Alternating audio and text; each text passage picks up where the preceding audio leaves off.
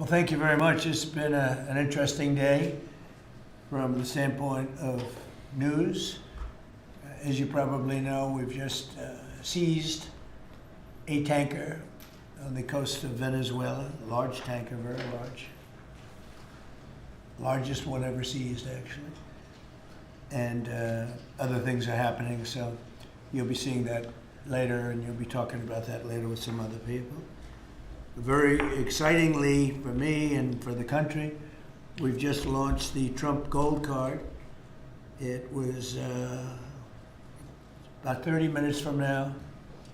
The site goes up, and all funds go to the United States government. It could be a tremendous amount of money. It'll also be able to have people like this keep, as an example, just one example, there are a lot of examples, people just buying them. It's somewhat like a green card, but with big advantages over a green card. And companies are going to be able to go to the Wharton School of Finance, the Stern Business School, Harvard, MIT, wherever you may get your students, any school, and you're able to buy a card and keep that person in the United States, actually, so there's certainty, because I've heard from Tim Cook of Apple, and I've heard from a lot of people, some of the people at this table, that essentially in the United States you can't keep the student. You can't hire people from the best colleges because you don't know whether or not you can keep the person. They come and have the people get out, they throw the person out of the country, you graduate number one from your college, and there's no way of guaranteeing, I guess you could say, there's no way of guaranteeing that they're able to stay in the country. Howard, maybe you'll give a little description of the Trump Gold Card, please. Sure. So for an individual, it's $1 million, and for a corporation, it's $2 million. And as the president said, for a corporation, they spend $2 million.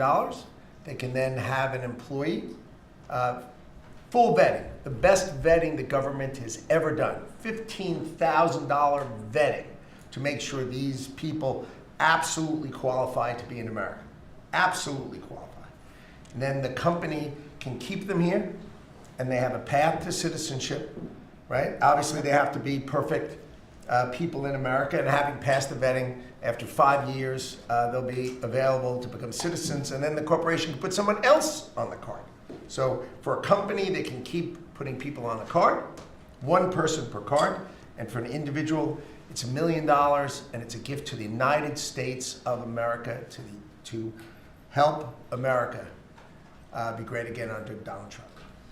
And it's really two gifts. It's a gift of getting somebody great coming into our country, because we think these will be some tremendous people that wouldn't be allowed to stay. You know, they graduate from college, they have to go back to India, they have to go back to China, they have to go back to France, they have to go back to wherever they came from. Very hard to stay. It's a shame. It's ridiculous things. We're taking care of that. The companies are going to be very happy. I know Apple's going to be happy, but a lot of the companies, nobody talked to me more about it than Tim Cook. He said it's a real problem, and it's not going to be a problem anymore. As you know, they used to send people up to Canada and other places, other countries, so we've solved that. And the other thing is it'll take in, we think, probably billions of dollars that will go to the Treasury of the United States, that will go to an account where we can do things positive for the country. So it'll be a great thing. We'll take in, I think, billions of dollars. Many billions of dollars, even. So that's very exciting. The Trump accounts are doing really well. We have a man on my right, Michael Dell, who's an extraordinary person. His wife is even more extraordinary. I think I can say that. They have such a good relationship. You know, like she's an extraordinary person, Absolutely. right? Got a great wife. But they're two great people. And as you know, last week, Michael contributed $6,250,000,000. And this is just something that's so special. So many people are in love with that. He understood it right from the beginning. It was his idea, and he understood it right from the beginning. Could you give maybe just a little description of why you loved it for such a long period of time? And we were able to get it through the great big beautiful bill, basically.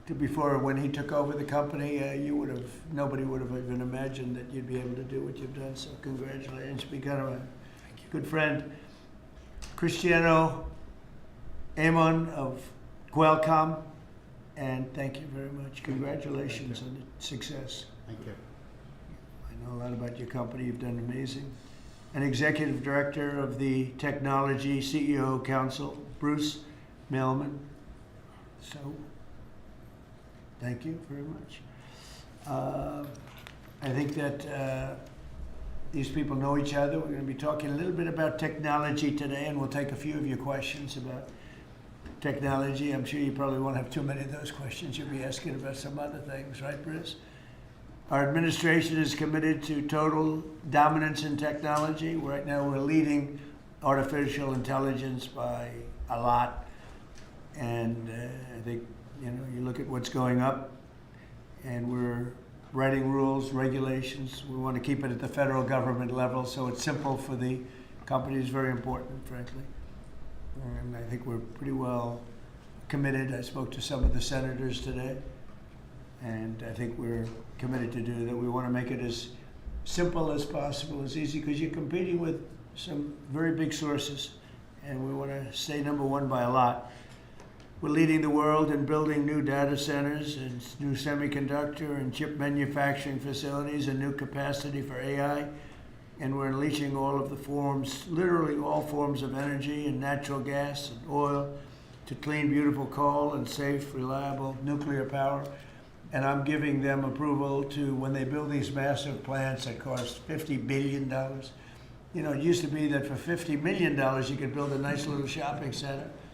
But for $500 million, you could build one of the biggest, most beautiful centers. And now they're talking about $50 billion. So explain that one.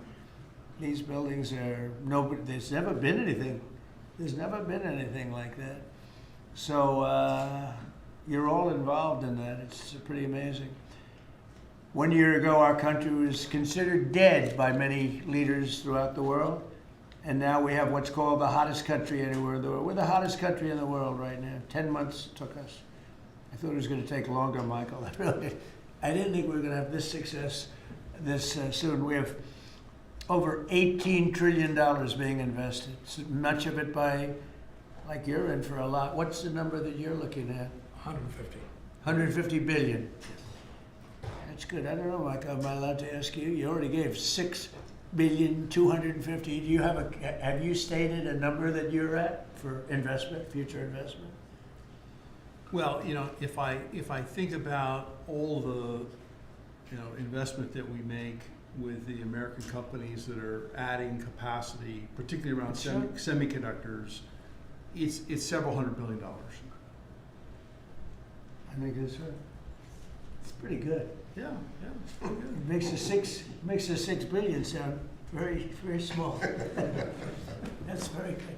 Antonio, what about you guys? What about you and Enrique? How's that going? Well, have you announced a number or anything? No, I'm actually happy to share with you. Over the next few years, we're going to invest an additional 3.5 billion building secure manufacturing. Right. We built the largest supercomputer for the United States government that supports both the DoD and DOE. So in the next 18 months, we're going to build the largest 5 supercomputers that will keep the United States ahead of the game, both in life science and AI, but also to keep ahead owning the entire stack at the national security level.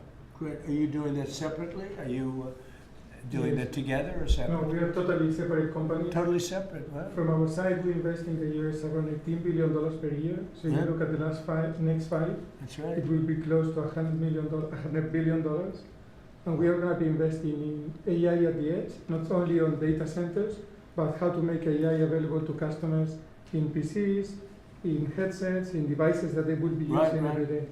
Which is So it's the over next 100 frontier. over $100 billion. Yes, And you're doing well. HP is doing really well. yes. That's great. We are competing hard with Michael, but we're doing well. Are you direct competitors? Yes.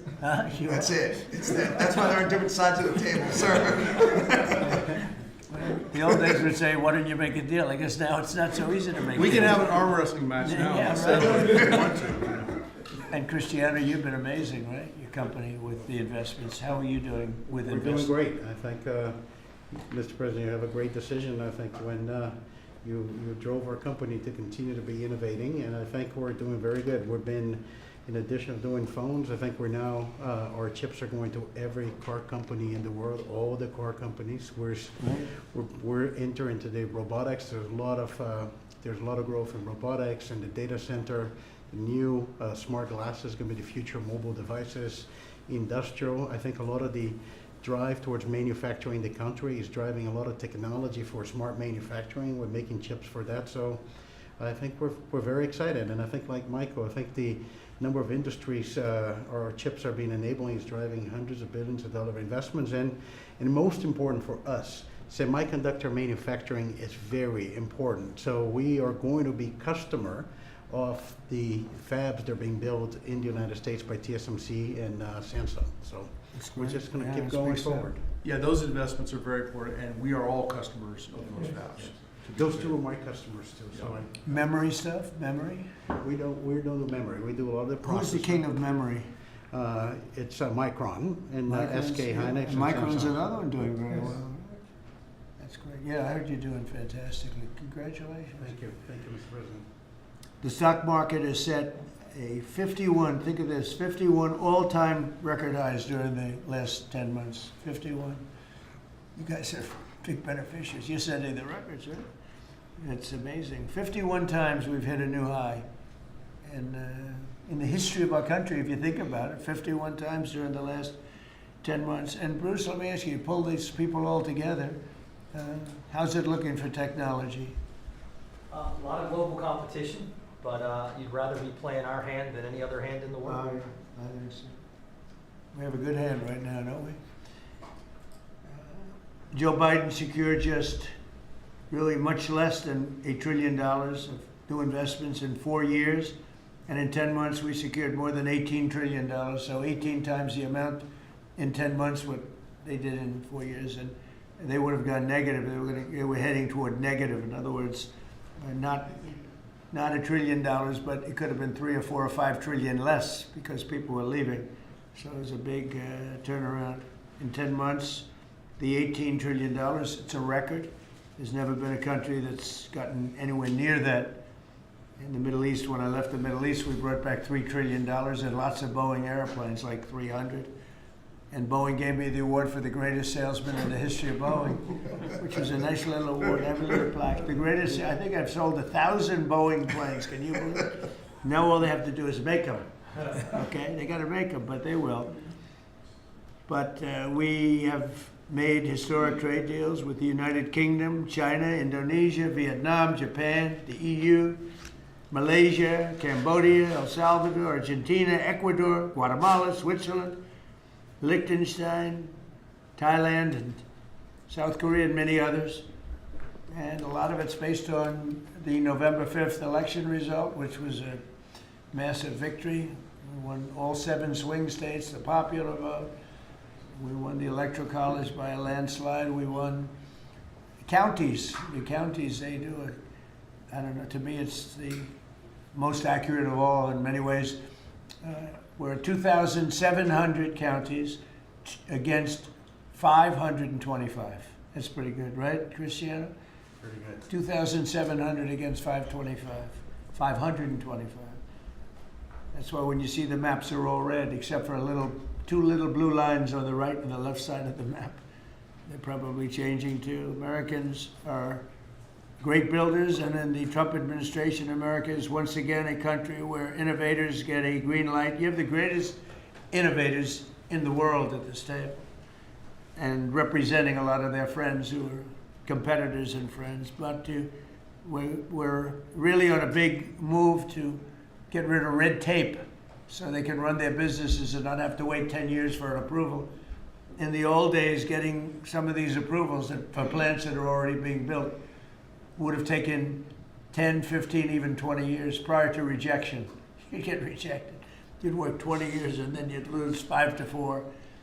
And we're getting plants approved in a matter of weeks. The biggest plants ever built in a matter of weeks.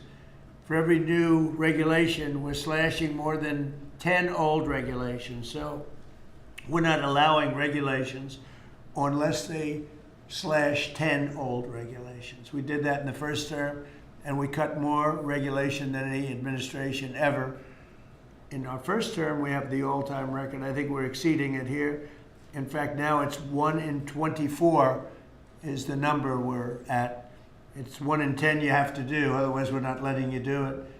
But we're actually up to 1 in 24, so we get rid of 24 regulations for every one. That's not a bad deal, right? And it's been very exciting, actually. But including, we're allowing 100 in the great big beautiful deal. We're allowing 100% expensing for capital expenditures, including investments in factories and equipment and structure. So including even structure. So that if Michael goes out and builds a factory, you can take it against tax immediately, the whole thing. You don't have to wait 38 years or do it over a 38-year period. And I think that's what made the first tax cut, which we, by the way, got extended in this tax cut. So, and you add it up, it's the biggest tax cut in the history of our country. But I think that the expensing factor, and it's good for 10 years too, I think that's the, maybe was the reason that so much growth was, there were other reasons, but so much growth was gotten in the first term. So earlier this year I said that the challenges of our time demand a new spirit of patriotism and national loyalty in Silicon Valley, smart people, and from the whole technology sector, and that patriotism is on huge display here in this room with some of the most brilliant people. And I'd now like to ask Secretary Howard Lutnick to say a few words, and OSTP Director Michael Kratsios also say a few words. And I look forward to hearing from Michael a little bit about this subject. Cristiano, welcome. And Arvind, you'll say something, and I appreciate it. And anybody else wants to say a couple of words, feel free. Good job. So why don't we start with Howard, please? So the key to America's success is the amazing innovators that we have. I mean, we have invented everything from the light bulb, transistor, GPUs. We are on the edge of everything. And we need to keep being on the edge, and the people at this table and this industry is why America's great. We need to build here.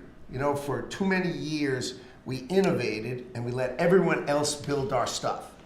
And we just can't do it anymore. So with President Trump coming and winning the election on November 5th, we changed that, and now we're going to build it here. You've done everything you can, and you've heard trillions and trillions of dollars of technology build coming home to America to protect and defend us and use our innovations here. You're driving interest rates lower, and you're going to continue to drive them lower. That makes it cheaper. It makes it more exciting to build here. You're blowing out the regulatory deep state so that people can build here and do it fast. And the last thing is, because of our investment in energy, we're going to drive down the cost of energy for all Americans, including the people who are building here. Drive down the cost of energy. It's great for America. Put all of that together, and you're going to see the greatest growth the United States of America has ever seen. You're going to see north of 4% next year, and then it's going to go up from there to 5s and 6s. This president's going to drive the greatest GDP growth, led by the tech sector coming home and driving growth. Well, thank you. You know, one of the things I'd like to say just before going over to Michael, and this Michael, and then we'll have this Michael, all right? But one of the things I'd like to say is, in the old days, when you announced really good results in this country, the stock market went up. And that's the way it should be. And we're going back to that. Because otherwise you can never really attain true greatness. In other words, GDP at 4. Oh, 4 is so high. Let's raise interest rates and kill it. And we're going to go back to the old days. When we announce great results, it doesn't mean we're going to raise interest rates and try and kill it. It means that instead of 4% GDP or 3%, which I said so wonderful, 3%, it should be able to be 20 or 25%. I don't know why it can't be. You shouldn't kill it. And so we hope that if this country announces great results, because you're going to see great results over the next couple of years, all these plants, and I'm not just talking about AI. We have the biggest number of auto plants planned. Toyota just announced $10 billion in plants built, various couple of locations, few locations in the country, just a little while ago. They're all coming here. They're coming here because of tariffs, because they don't want to pay tariffs, but they're coming here because of the election and the mindset. But when we announce good results, the market should go up. Now it's when you announce good results, Michael, the market goes down because they say, oh, that means things are good. That means we're going to kill it by raising interest rates. I think it's really wrong. It should be the opposite of what it is now. It should be the way it used to be. We announce good results, the market should go up, and we should keep driving it up and have it keep going up and let it be much, much bigger, much, much better. And, you know, growth doesn't mean inflation. They're always afraid that, oh, we have, and if there is inflation, that's okay, then we can slow it down. But we should be able to do a lot better than 3 and 4. We're scheduled to be at 4%, which is pretty amazing because we have a deadhead Fed hair. I mean, this guy, the head of the Federal Reserve is a stiff. And, you fight that. It's amazing. We fight that, and yet interest rates are going down, except with him, not too much. He did a rather, I would say, a rather small number that could have been doubled, at least doubled. And that's the other thing. I think the rates for the United States are always the lowest in the world, because without us, there is no world. Without this economy, there's no world. You know, you could go to some of these wonderful countries that you think are so great. Well, one of the reasons they're great is because we allowed them to get rich off of us. We didn't charge them anything. You look at some of the deals, I don't want to say use Switzerland as an example, but Switzerland paid almost nothing in terms of a tariff or a tax or whatever you want to call it, license. They paid nothing, and they're paying now. They're paying a fair amount. I had them at 39%, but I decided to be nice. I was nice, and I think they like us a little bit better. But the money you're talking about is enormous. Our country is a very rich country. But if we do well, the market should go up and the value of our country should go up. And if we do poorly, the market then should go down. It shouldn't be the opposite. And if we go up, we should encourage it to go up more. And those numbers, when you say, 3% of GDP or 4% of GDP, they should be much higher. So, I've wanted to say it. I do say it. I believe it. And we have to get a mindset that when a country's doing well, you don't want to kill the growth. That's what they're doing. They kill the growth. I don't know if you guys even agree with that. They kill the growth because they're so afraid of inflation. But you can have tremendous growth without inflation. Everything goes up with the growth. But that's not inflation. So I think we can do much better than traditional numbers. And you see that. You see that with what we're doing. We're leading in everything. And now, and remember this, as far as prices are concerned, and they talk about affordability, I inherited the worst inflation in the history of our country. They say it was 48 years, but I say it was the history. What difference? It's 48 years, they were telling me. And they said, I was being inaccurate because I said the history. I think 48 years is a long time, but it's actually, I disagree. I think it's the history. So in the Biden administration, I inherited the worst inflation in the history of our country, or 48 years. And prices were very, very high. I brought the prices down. We had yesterday 3 states where oil was at $1.99 a gallon. How about that? And, with these guys, it was $4, $4.50. In California, it was like $7 because that's a badly run state. But the price for oil and gas and everything else, the price of gasoline was $4.50, $5. And we just hit $1, and we broke $2. I was looking forward to that. Couple of states, 3 states. And I will say that when that happens, oil and gas and energy is so big, it's so big a category, you don't even know what number 2 is. There is no number 2. And when you have the prices coming down for energy like that, you've killed inflation and you're lowering prices. So I inherited very simply the highest prices in history. and I'm bringing them down really fast, led by energy. And when energy comes down, everything else comes down. But I've only been here a short while. We gave them a beautiful, beautiful thing, and they destroyed it. They would have destroyed our country had they been allowed to stay. If we didn't win this election, if we had Kamala, who's the same as Joe, low IQ people, but if we had Kamala, you would have a country that would be right now in ruins. I believe that 100%. Things would be in a state like nobody's ever seen before. Worse than anything you've ever imagined.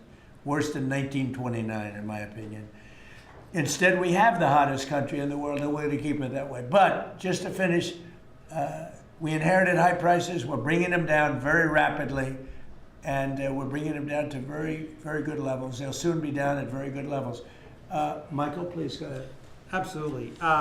As everyone in this room probably knows very well, leadership in science and technology has been foundational to our economic and national security for 4 decades. And because of the policies that you have championed and the private sector partnerships that you have made, America currently is leading the world in S&T, and it's benefiting all Americans every day. The one thing that I want to remind this group of, and many of you know, the president has been arguing for American leadership in AI well before ChatGPT was even invented. The president signed an executive order on artificial intelligence leadership in 2019, which set the stage for the revolution that we're seeing today. In the past year, we've built on that. We signed out the AI Action Plan in July of this year, which the president launched here in Washington, along with 3 EOs. And I know a lot of that effort is around creating a regulatory environment to allow for companies like yours to thrive and for the applications that you build to have the biggest impact on Americans every day. So thank you for everything that you do, and I know we're going to keep working together to make sure that America is the home for the next great technological discoveries. All right, thank you, Michael. And Michael? Thank you, sir. Well, look, we greatly appreciate the focus the administration has on lowering energy costs. And energy is the substrate of manufacturing at the industrial level, and really an incredibly important input to the economy. We can't be competitive without a super low cost energy industry. And had a great meeting earlier today with Secretary Wright, and really appreciate all the work that he's been doing. This is, of course, incredibly important when it comes to AI, because it does consume a great deal of power. All the semiconductor manufacturing consumes a great deal of power. Another big area of focus for us is how we can take all this great AI technology, the AI stack of the innovative companies here in the United States, and sell that around the world. And I'd like to ask Arvind to speak a little bit more about this. Arvind? Thank you. So, Mr. President, first, we really would like to thank you for everything you're doing for economic growth, as you said. I completely agree with you. Economic growth then drives a lot of other benefits to everything else. We also want to thank you for all the work you're doing on deregulation and making things easier for business to participate in that growth. Michael spoke of the AI stack. It's incredibly important that under the action plans that you have laid out and Michael Kratzer just spoke of, we really help promote the AI stack, which is not semiconductors only. Those are incredibly important, but it's semiconductors, it's software, it's the systems which many of us here build, and it is the software applications on top. The ability to take those to all our friends in countries, so all the friendly countries, is going to be very, very important. And we wish to work with your government to make sure that we can do that, because otherwise we're afraid that competing countries are going to be able to get that stack. So we would say that. Anything that you're looking at that we can help you with so that you create a bigger and better IBM and hire a lot more people? Anything you need? A few countries, we'll speak to members of your administration to make sure that those can go and that barriers get lowered for being able to do it quickly. We agree guardrails are necessary, but lower barriers would be very, very helpful. You mean tariffs? No, Because are these countries are they tariffing you any, making your life difficult? Are they doing anything else to make your life difficult? It's the ability to take certain systems which have semiconductors inside them into these countries. So right now, because we have controls on where all the semiconductors can go, then the entire system is restricted. That's what we want to do, the same as. How many countries do that? Probably a half dozen. So. I can tell you the countries already, I know. Yes. I know every country very well. And We have ways of combating that quickly, so you'll let me know. And the last part I'd like to say is I'd also like to thank you for all that you're doing to help modernize government itself, because we think that that's incredibly important. You made a number of announcements, but a couple that I'd just like to point out, we worked with Commissioner Frank Bisignano to help make Social Security better. So I would like to thank you for your help on that. And we'll work with him on making IRS. He's done a fantastic job. He is. Frank's great. He's done a great job, Frank. He's had a great career, actually left a tremendous career where his salary, I think, was 100 times greater than it is now. And he was at JP Morgan Chase, and he's doing he did a great job at Social Security, quickly. And we hope to help him replicate that now at the IRS also. Very good. Thank you very much. Good job. Cristiano, please. Yes, just a few points. I think, first of all, Mr. President, thank you for your vision. Thank you for understanding the importance of the American private sector in industry, I think, in the growth of the economy. I want to just build on some of the things that were said by my colleagues. I think we have built probably one of the most advanced technologies in the world, and part of it is because I think the commitment to innovation that we have in the country, but also the fact that it has been American technology for the world. So I think we have an incredible opportunity. When I think about what Michael said about exporting AI, I had conversation with Secretary Howard. Now that the trade deal's been made, is an opportunity to really build on those trade deals and export, I think, American technology. And also, as we think about the technology, it's an important vector to drive the reindustrialization, I think, of the country with technology. So we're incredibly excited about that. I think it's a big opportunity. I think it's the next wave of growth that we can build on those trade agreements. And I think it resonates what also Arvind said about the importance of the American technology stack. And then we're just going to finish with 2 points. There are 2 exciting things happening in the world of technology coming right now. One is, as AI become the new form of computing, AI is going not only to the data center, but to everything, to cars, to PCs. And we see now the ability to run models that you can only run AI in the data center. You can run that on a microcomputer, on a computer for Enrique, on a server, with small server on premise. So I think we're going to see the proliferation of AI. The other one is 6G. We had made commitment working with your administration, working with FCC. We're going to accelerate 6G. We're working to launch first in the world in the LA Olympics. And I think that's another opportunity for America to lead in the next wireless evolution. So thank you. Thank you for the opportunity. Thank you for the partnership. And we're going to be hard at work, I think, driving that agenda. So we're into 6G now. I just finished 5G. I was a leader on 5G, getting that done. And now they're up to 6. Let's do it again. What does that do? Give you a little bit deeper view into somebody's skin? See how perfect it is? I like the cameras the old days. So they just had a nice feature. Now they cover every little. Let's see, Michael. Well, you're in good shape. You're not gonna.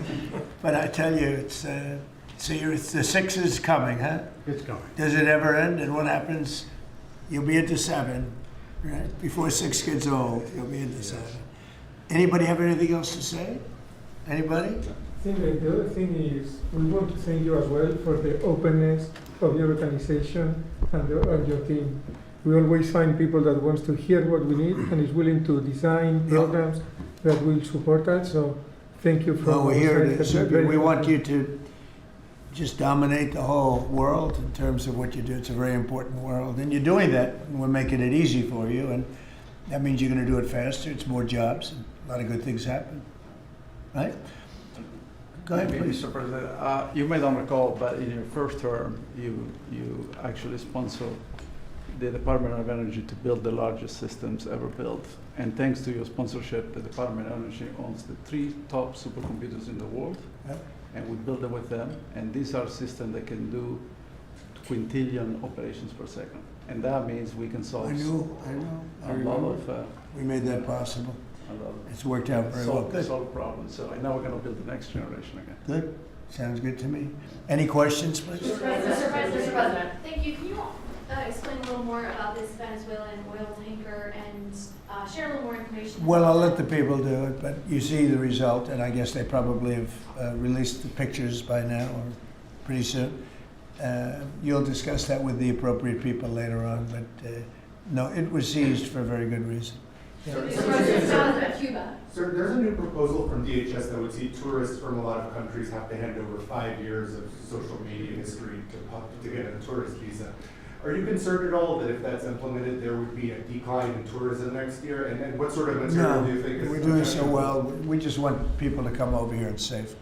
We want safety, we want security, we want to make sure we're not letting the wrong people come into our country. We're getting rid of a lot of bad ones from jails, from mental institutions, drug dealers. And we're getting a lot of bad people, murderers. 11,888 murderers, half of them, almost exactly half of them, committed more than one murder.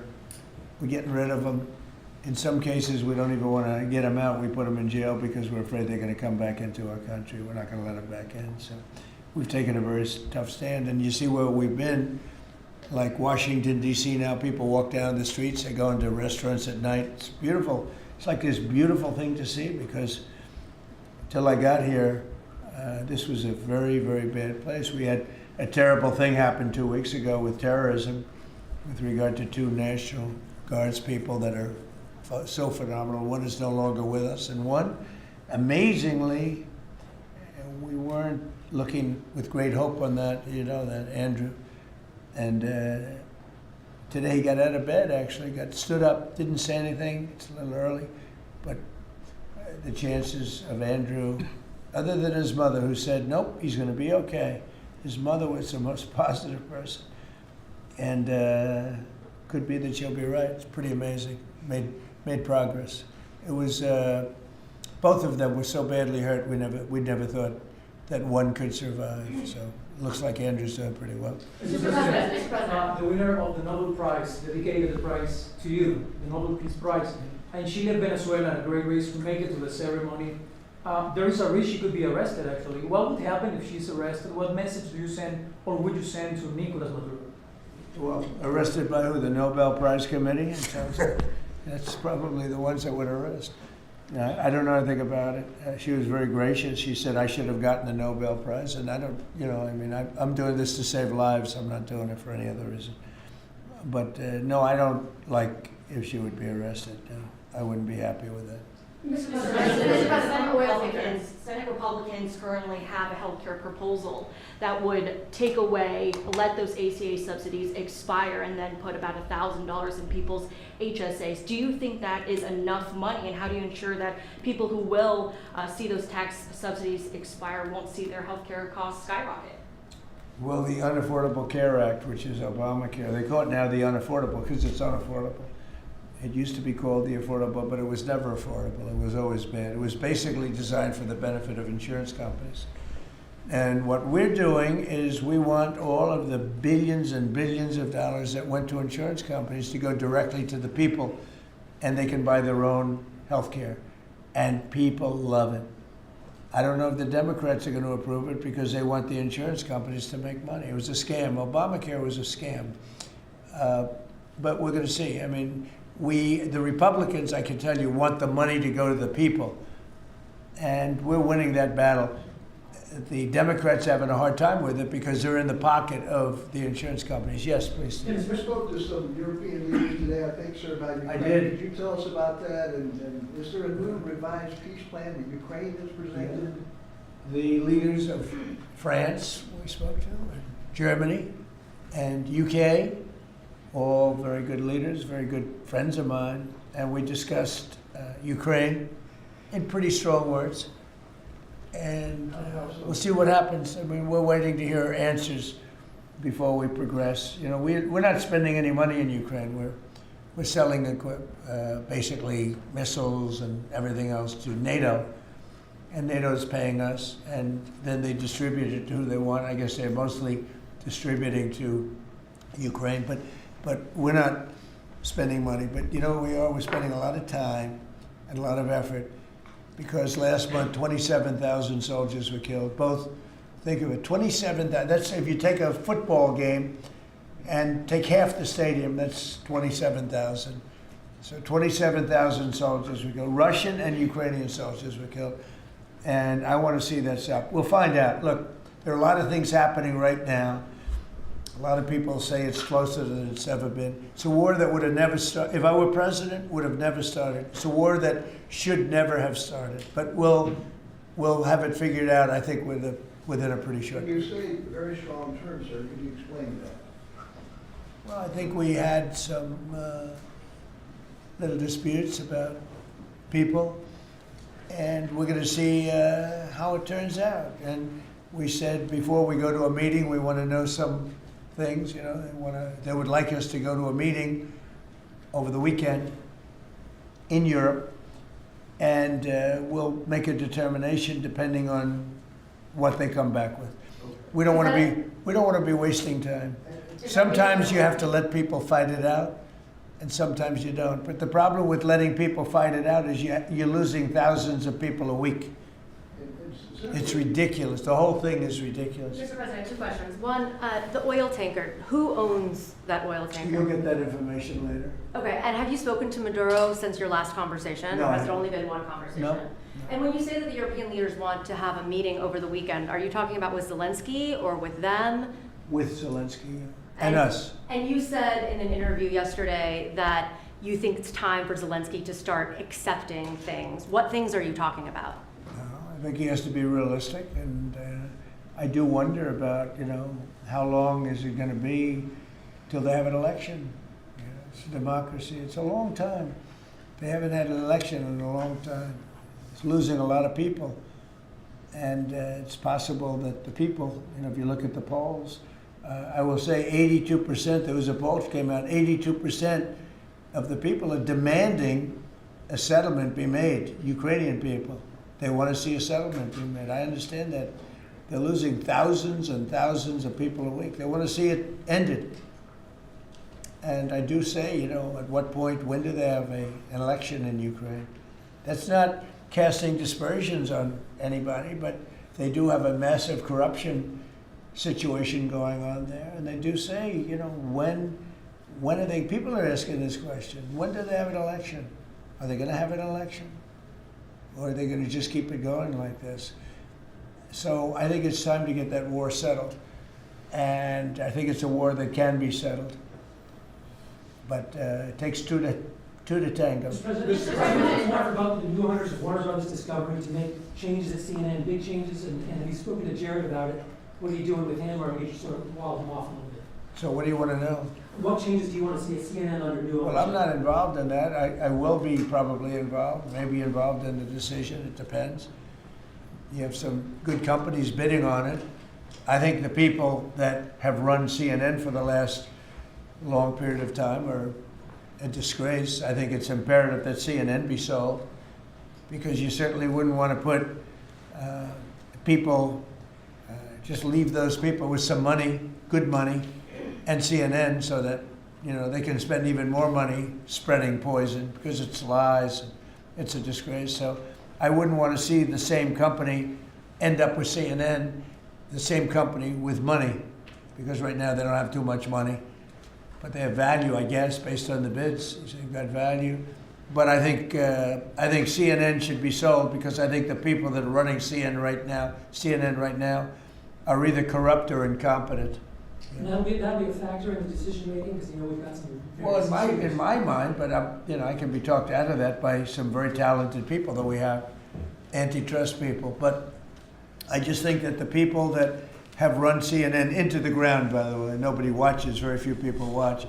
I don't think they should be entrusted with running CNN any longer. So I think any deal should be guaranteed and certain that CNN is part of it, or sold separately. But I don't think the people that are running that company right now and running CNN, which is a very dishonest group of people, I don't think that should be allowed to continue. I think CNN should be sold along with everything else. Sir, you spoke about affordability earlier in your remarks and yesterday in Pennsylvania. How much more can we expect to see you on the road kind of delivering that message? And are you worried at all about the Democrats winning a couple more things in Miami and Georgia? I don't worry about it. You know, it's like statistically, it's amazing when you win the presidency, even if you win by a landslide like we did, and even if you do a good job. And some people say we've done the best opening 10 months in history, you know, in the history of the presidency. I think we have.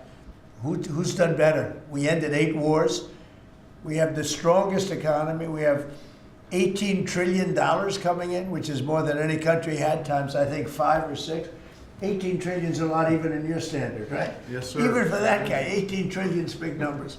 But we have $18 trillion coming in. Pretty amazing, right? I think Qualcomm would be very impressed if they had even a little piece of that. So we've done a great job. But for whatever reason, and nobody's been able to give me an answer, when you win the presidency, you seem to lose the midterms. Even if you win the presidency by a lot and you do a great job as president. You know, some presidents have done good and they've lost, I think it's like 2 times in the last many, many years it's been won. I don't know why. It doesn't make sense. Usually I can figure things out, but I don't know why, but that seems to be. But other than that, we should win because we're doing great. The economy is roaring. I think the economy is only going to go, better with all this money pouring in. We have factories being built. And forget about AI. We have AI more than anybody. We're leading AI by a lot. But we have many car companies coming in from Canada, from Mexico. They're closing up. They're coming in from Mexico. They're coming in from Canada, from Japan, from Europe, all over Europe, Germany, all over Europe. We're doing great. But for whatever reason, it doesn't matter how well they're doing, good and bad. The bad you understand, but even when a president is doing well, they seem to not do well in the midterms. So we're going to try and change it. There should be no reason for it. If anybody at the table can figure out, Bruce, a nice psychological reason, but so I want to win, and winning the midterms is important. People want us to win the midterms, and I think we have great spirit. We should win the midterms, yeah. Under Joe Biden's administration, during COVID specifically, Biden removed the safety standards on abortion drugs. Now I'm hearing from a lot of pro-lifers that they're very anxious because yesterday Bloomberg reported that your FDA is slow walking a review of the abortion drugs that Secretary Kennedy promised. Yeah, How I don't soon know. do you want to see that? I'll find out. I'll ask them. Do you want to see it? I don't think they're slow walking anything, but I'll find out. Yeah. Mr. President, Any update on the clashes between Thailand and Cambodia, sir? Yeah, I think I'll have to make a phone call. I was going to say that the Thailand and Cambodia, one of the 8 that I settled, they've been fighting for a long time. They've been fighting for a very long time, many, many, many decades. But I got along great with both. I found they were 2 great leaders, 2 great people, and I settled it once. I think I can do it pretty quickly. I think we're scheduling a phone call tomorrow Mr. President, with Thailand. on the Fed chair. With Thailand, if just to answer Steve, with Thailand and Cambodia, I think I can get them to stop fighting. Who else can do that? Think of it. Settled 8 wars. Every once in a while, one will flame up again, and I have to put out that little flame. I have to put it out, but we're going to put it out again. So I think I'm scheduled to speak to them tomorrow and see if I can. It was unfortunate what happened. I mean, I know exactly what happened. It got it started a little bit, but we'll see if we can put it out. We're interested in the seizure of this tanker. What happens to the oil on that ship? Well, we keep it, I guess. Where does it go? What port does it go to? Well, you have to follow the tanker. You're a good newsman. Just follow the tanker. Do you know where it was going? Was it going Follow to it. Get a helicopter and follow the tanker. Is it true it's going to But we're Cuba? I assume we're gonna keep the oil. Mr. President, on Fed Chair, Kevin Haskett said you were going to announce your decision within the next 2 weeks. Is that correct? Maybe. Are you doing your interviews with finalists today? Well, I'm meeting with Kevin Warsh today, so I'm meeting with him, and I sort of have a very good idea what I'm looking for. again, I'm looking for somebody that will be honest with interest rates. That's all. I just want honesty. Our rate should be much lower. Our rate should be the lowest rates in the world. Because all these countries that you see, you know, with low rates, many of them are low because of us, because they suck so much money out of us. But that's not happening anymore. We should have the lowest rates in the world. And without us, none of them really exist as an economy. I mean, I can show you these really prime, really wonderful countries. They've had nothing but success. It's because they took so much out of the United States. I mean, it's one of those little problems. I want to see that when we do well, we're rewarded for doing well, not the way it's been for the last pretty long period of time. Are you asking for finalists to pledge to lower rates? Are you asking these finalists to pledge to lower rates if they become the chair? No, I'll be asking questions and I'll be able to figure it out. Mr. President, we have 3 countries sending drugs to the U.S., Mexico, Venezuela, and Colombia. And you talked to the president of Mexico, you already talked to Nicolas Maduro. Have you considered talking to the president of Colombia, whom you call a drug leader? No, I haven't really thought too much about him. He's been fairly hostile to the United States. And I haven't given him a lot of thought. He's going to have himself some big problems if he doesn't wise up. Colombia is producing a lot of drugs. They have cocaine factories that they make cocaine, as you know, and they sell it right into the United States. So he better wise up, or he'll be next. He'll be next too. And I hope he's listening. He's going to be next. Yes. Mr. President. Because we don't like people when they kill people. And they sell drugs, they kill them in the United States. And Colombia is a major manufacturer of drugs, meaning cocaine in particular, as you know. Thank you, Mr. President. Thank you. Multiple House Republicans in recent weeks, days, have been critical of Speaker Mike Johnson. I wanted to ask you if you're still confident in the Speaker to keep his conference together ahead of the midterms, and how often are you speaking about him? I think Mike Johnson is great. You know, he's had a majority of 2, 3, 4, then back to 2. We actually had 1. So we were 1 heart attack away from disaster. So everybody prayed for everybody's health. I think Mike Johnson's been a fantastic speaker. I mean, a very hard job because, you know, when you have a small majority, and we got the biggest bill in the history of our country approved, the Great Big Beautiful Bill. I call it the Great Big Beautiful Bill. There are different names for it, but to me it's a Great Big Beautiful Bill because it gives the biggest tax cuts in history, the biggest regulation cuts in history. No tax on tips, no tax on Social Security, no tax on overtime. I think Mike Johnson's been a great speaker. I think few people could have done that job. Do you want to see another big package move through Capitol Hill the next year, or? Well, we don't need it because we got everything. You know, this was supposed to be 17 bills. And I think it was my idea, but, you know, with the concurrence of people that have done this a long time. And I said, why don't we make it 1 bill? Because it's very hard to get things approved by the Democrats. And it worked out because there was something good for everybody. If we would have done 17 bills, we wouldn't have gotten 1/3 of them approved. There was something great for everybody in the one, you know, the Great Big Beautiful Bill. Brian? Good to see you, Mr. President. Hi. I'd like to follow up on the event last night in Pennsylvania. Huge crowd turned Yeah, out there. big crowd. It seemed like Rally Trump was in prime condition last night. You enjoyed it. Can you just give me your thoughts on that? Then I do have a question on the gold card. Last night was amazing in Pennsylvania. We had a tremendous crowd. It was like freezing. And the people, the thousands of people on the sidewalk trying to get in, or the streets. It was an amazing evening, actually, and I think people really enjoyed it. I enjoyed it. You could tell that. I can tell that you enjoyed it. I enjoyed it. I really did. Well, you know, it's easy to enjoy when you do a good job, and, you know, when you can talk about things in a very positive way. It's hard not to say. We have potentially the greatest economic boom in the history of the world. It's being built right now. And when it opens, there will be nothing ever in history like what's happening in our country.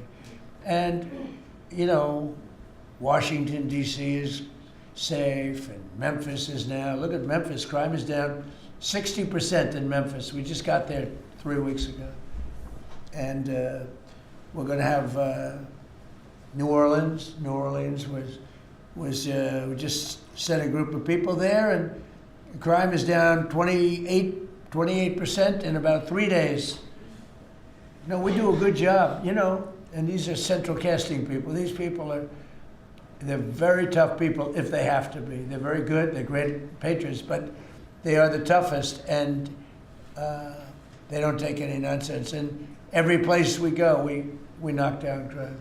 Too bad that we're not invited more into Chicago, because we could save Chicago very quickly. But even that, we're doing it on a minimal basis until, at some point we'll just go in and do what we have to do if the governor doesn't wise up. They got a bad governor, they have a bad mayor. I would say they're both incompetent, but it's hard to believe that people don't want to stop crime. We could stop the crime in Chicago in about 2 weeks. Go ahead. My question is on the gold card. I apologize if I missed the answer to this. Is there a limit to how many gold cards these companies can buy? Howard? So the program is part of the already approved visas. So we're just going to have great people come into this country. The average green card holder earned less than the average American. So they were more likely to be on the dole and be on our assistance programs than average Americans. And the idea is from President Trump, he wants to raise it, bring in the best people into America. So same visas, but now just full of the best people. Basically, it's a green card, but much better, much more powerful, a much stronger path. And a path is a big deal. Have to be great people, but much stronger path.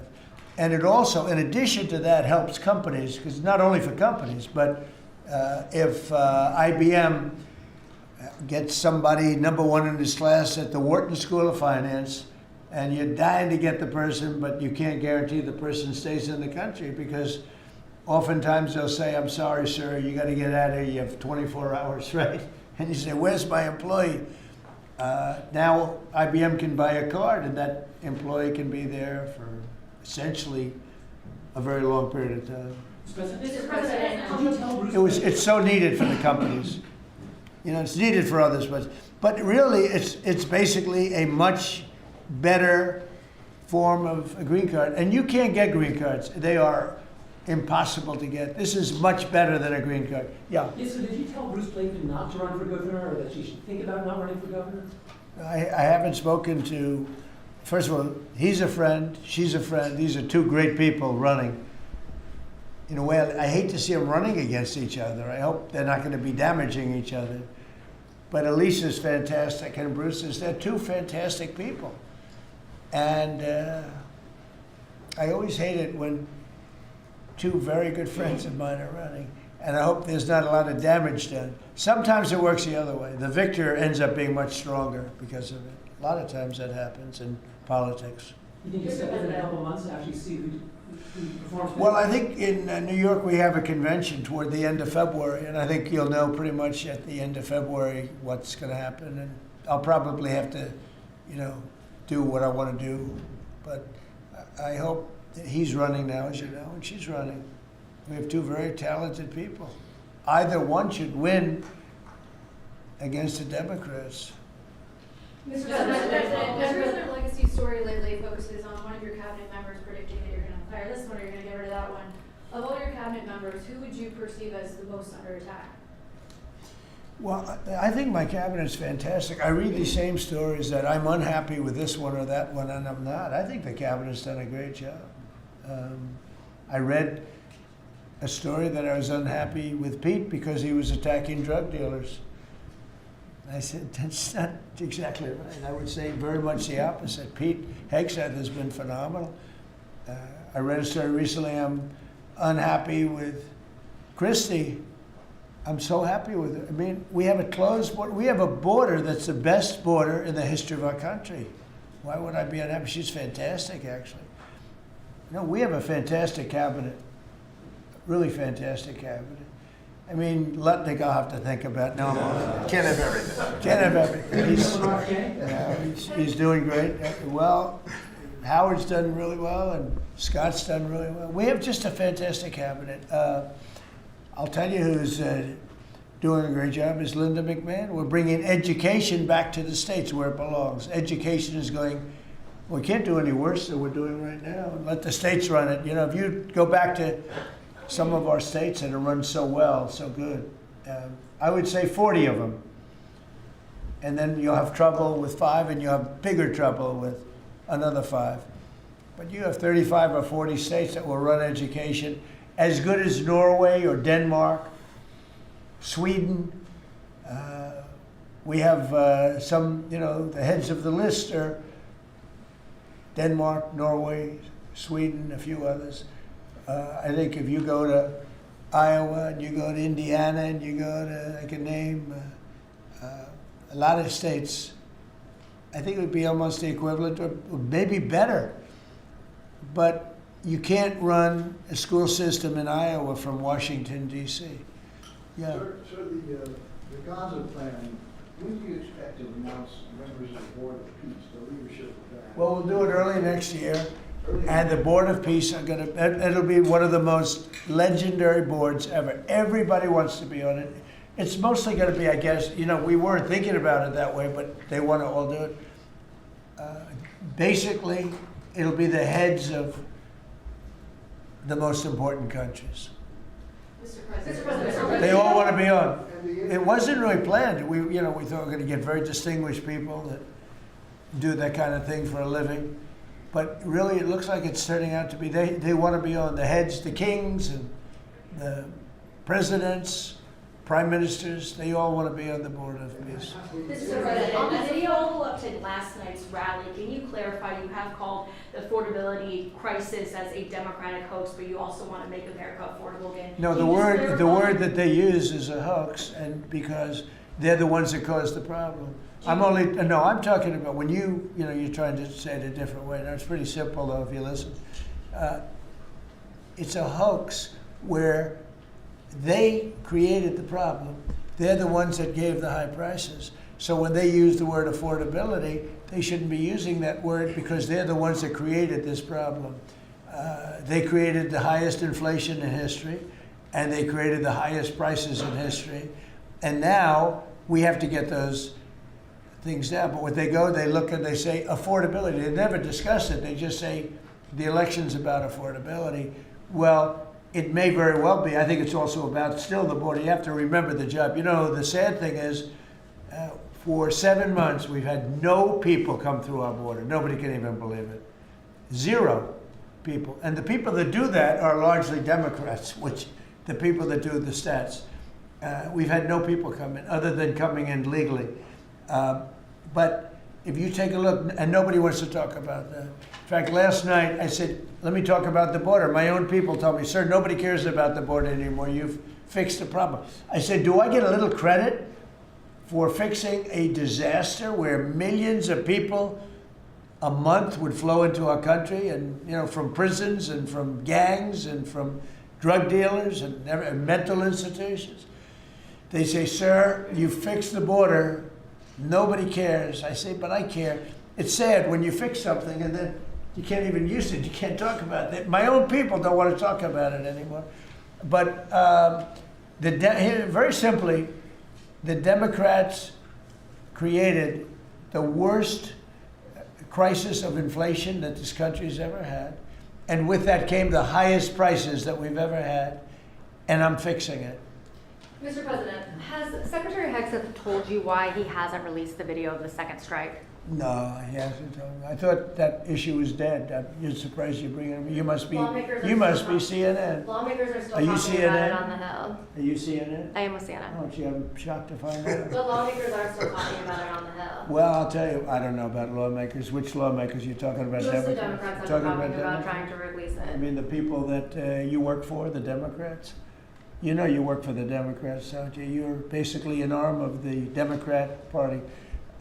Thank you very much, everybody. I appreciate it. Thank you. Thank you very much. Thank you guys. What, you want to talk?